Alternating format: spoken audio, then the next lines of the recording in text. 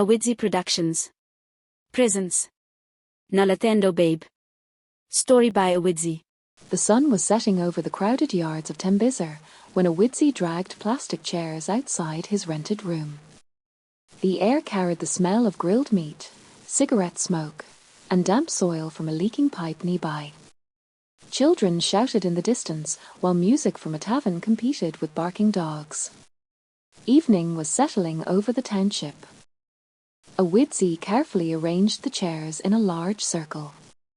His two visitors, Marito and Mzo, watched with amusement. Then he returned carrying a 5-liter bottle of tap water and placed it proudly in the center of the circle. Marito struggled not to laugh. This man is full of drama, she thought. Only 2 visitors, yet he prepares for a community meeting.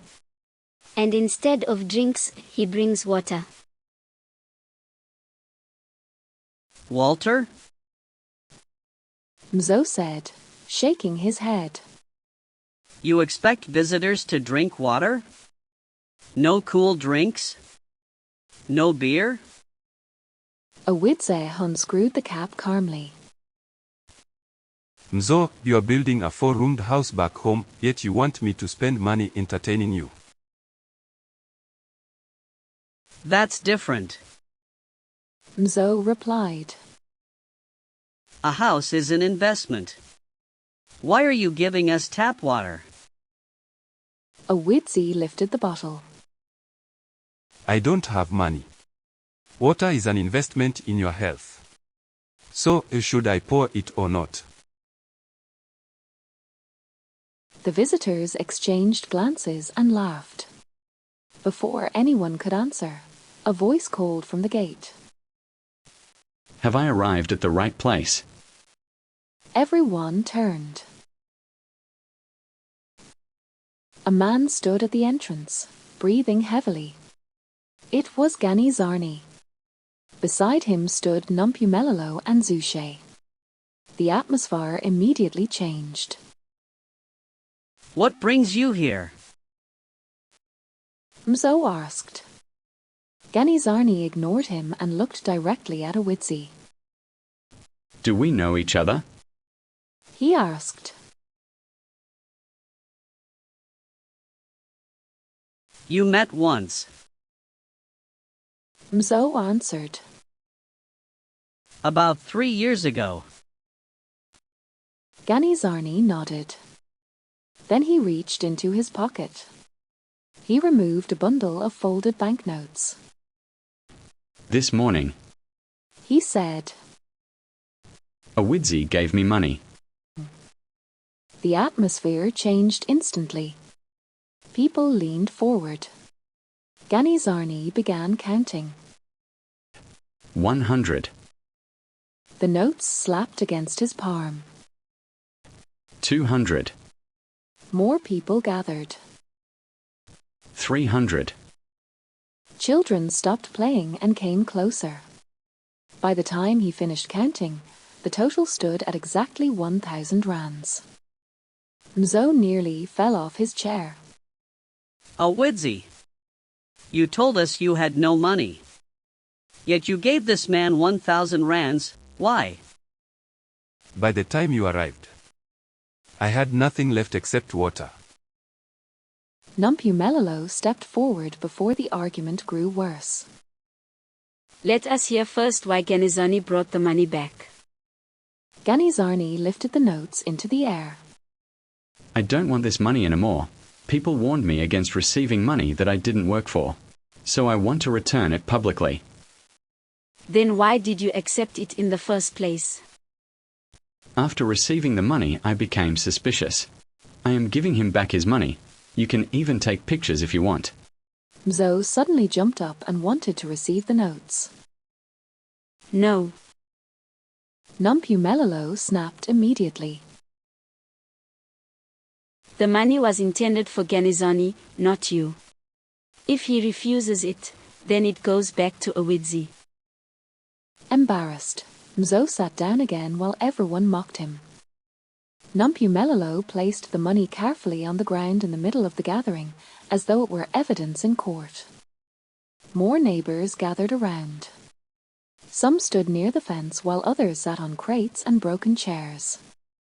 Within minutes, the small yard resembled an outdoor courtroom. Noluthando pointed at Awitsi. Of all the people in Tembisa, why did you choose Ganizani? You barely know him. Why not Mzo? Why not that old man sitting over there? Awitsi rubbed his chin but said nothing. Tell us the truth, why him? Awitsi looked at the money on the ground, then at the faces surrounding him. Finally, he cleared his throat.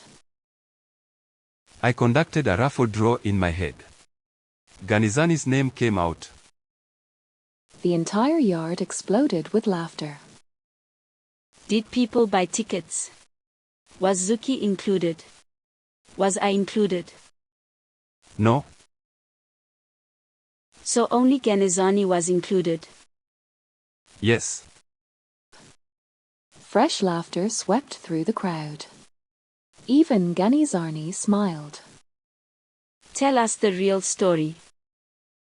Awitsi slowly removed his cell phone from his pocket and raised it high. You see this phone? It was almost stolen today. If that happened, I would have needed 10,000 rands to replace it. He waved the device proudly. So giving Ganizani 1,000 rands was my way of celebrating surviving that situation. Can you explain the circumstances that took place so that we understand? Marita asked. Yes. Said Noluthando. Start from the beginning. Before Awitsi could answer, Noluthando pointed at the money. Can someone please hold that, before it disappears? Zushe stood up and picked it up. Noluthando is investigating the situation. Once she finishes, she will give the money to me so that my family can enjoy life. The crowd laughed. Noluthando snatched the money from him and handed it to Mzo. Take a trolley and buy drinks. Cheers erupted. Mzo stood proudly. But before he could leave, Ganizani suddenly lunged forward, grabbed the money and ran. The yard erupted into chaos. Catch him. Several men sprang after him. Ganizani barely reached the gate before they tackled him. Moments later, he was dragged back and tied to a chair with a piece of rope. I need my money. He shouted. The money was intended for me. The gathering dissolved into confusion until Noluthando raised her hand. Order. A heavy silence fell over the crowd. Untie him. The men obeyed. Ganizani sat down miserably. Tears formed in his eyes. Noluthando addressed the crowd again. We have heard part 1 of the story. Awitsi nearly lost his phone. Then he conducted a private raffle draw where nobody bought tickets and Ganizani won 1,000 rands. Now we are waiting for part 2. Awitsi will explain everything while Mzo buys drinks for us. Everybody must benefit from Ganizani's luck. She pointed dramatically towards Awitsi. It's over to you, sir. The yard became silent. Awitsi breathed deeply before speaking. It was approaching Christmas. He began. Kempton Park was full of incidents. Some people were celebrating. Others were suffering. He paused. I met a woman in Birch Acres, Kempton Park. Her name was Noluthando. She told me she was afraid to walk alone and asked me to accompany her because we were heading in the same direction. Awitsi smiled faintly at the memory. Along the way she told me to save her number as Noluthando Babe. I checked through app, her number appeared as Noluthando work. That gave me confidence. I thought it was love at first sight. Starting a family with a stranger. Marito asked in disbelief. People meet differently. Online. At church. In the street. Love doesn't ask permission. The crowd accepted this wisdom with mixed reactions. Then a Widzi described what happened next. A man walking ahead of them dropped money. Whether deliberately or accidentally, nobody knew. Noluthando picked it up. Later they found themselves speaking with the supposed owner. The money amounted to 6,500 rands. The owner offered them 200 rands each if they returned it. That was when things became strange. Noluthando became unusually energetic. She kept saying, Let me talk to my husband. The crowd laughed. Let me talk to my man. And by saying my husband or my man, A Widzi continued. she meant me. People nearly choked with laughter. Noluthando proposed that I take the 6,500 rands and go with it while I give her my phone as surety. Later we will meet privately as lovers to share the money and also fetch my phone. Wait. Marita interrupted. When you say we, do you mean all three of you? No, I meant myself and Noluthando. A Widzi explained how Noluthando tried to coax him to move from the main road to a quiet area, but he refused and kept scanning the surroundings, checking for danger. Cars passed normally, nobody suspicious appeared. Finally, a Widzi told her to stop wasting time and return the money. Immediately her attitude changed. The friendliness vanished. The smiles disappeared. She became angry. She chose to go with the supposed owner of the 6,500 rands so that she could pay rent. He asked her 3 times whether she was safe. She said she was 100% safe. A Widzi raised the device again for everyone to see. Ladies and gentlemen, that is how I survived losing this phone. Noluthando folded her arms. Now we understand. But Ganizarni immediately stood up again and wanted his money. The crowd roared with laughter. Ganizarni looked ready to cry again. If a Widzi had told you this story earlier, Noluthando said, you probably wouldn't have returned the money. Ganizarni sat down reluctantly. Moments later, Mzo pushed a trolley with bags full of drinks. The crowd celebrated loudly and conversations multiplied. Before we start enjoying the drinks, Zushe said dramatically, I have 3 issues. Number 1. Awidzi skipped important details about Noluthando's actions. Heads nodded. Number 2, we need to hear Nampumelolo's future community plans. Number 3, this 1,000 rands matter, it deserves deeper discussion. I volunteer myself to be in charge of this discussion. The crowd approved immediately. My conclusion Nampumelolo announced, is that we should divide into 3 groups. Group 1 discusses Noluthando's actions with Awidzi. Group 2 comes with me for community matters. Group 3 Zuki will lead the discussion of this 1,000 rands that has been used to purchase drinks. The drinks were opened. People moved around. But something unexpected happened. Nampumelolo looked around and realized no one cared about her community plans. Quietly, she took her drinks and left. And nobody joined Awidzi's group. Ganizarni sat silently in his chair, regretting his earlier decision. Everybody crowded around Zushe.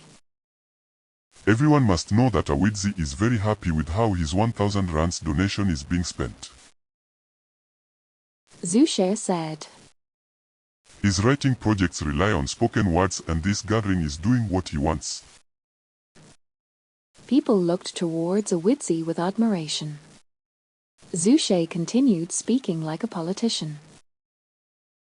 At least Awidzi tried to surprise somebody with money. But ask yourselves honestly, when last did you help a stranger or someone you haven't talked to for a long time? Many people only think about themselves and close family members, meanwhile others suffer because nobody helps them. Awidzi remained standing alone beside the wall near the untouched bottle of water and some cans of drinks. He got bored with waiting. He looked at the bottle, then at the crowd, then back at the bottle. So nobody cares about Noluthando. He thought. He pulled out his phone and sent a message to Zushe. A moment later Zushe checked his device and smiled. Good news. Awidzi says I must buy more drinks. He announced proudly. Another 1000 rand will be spent here. The crowd screamed with excitement. Don't run away, please. Mzo pleaded. You are like a king. Awidzi wants those drinks urgently. There are also some ATM transactions that require my attention. No. He is sabotaging you, he wants you gone for good. Maritar said. Zushe lifted his phone. The crowd watched him disappear into the darkness. Behind him, the tavern music grew louder. Above them, night settled over Thembisser. Ganizarni stared sadly at the drinks purchased with the money that could have been his. And somewhere in Kempton Park, Noluthando Babe remained a mystery, a stranger whose intentions nobody truly understood. Whether she had been a victim, a scammer, or simply a woman trying to survive, nobody knew. Only one thing was certain. Awidzi still had his phone. And in Thembisser, that was reason enough for a celebration.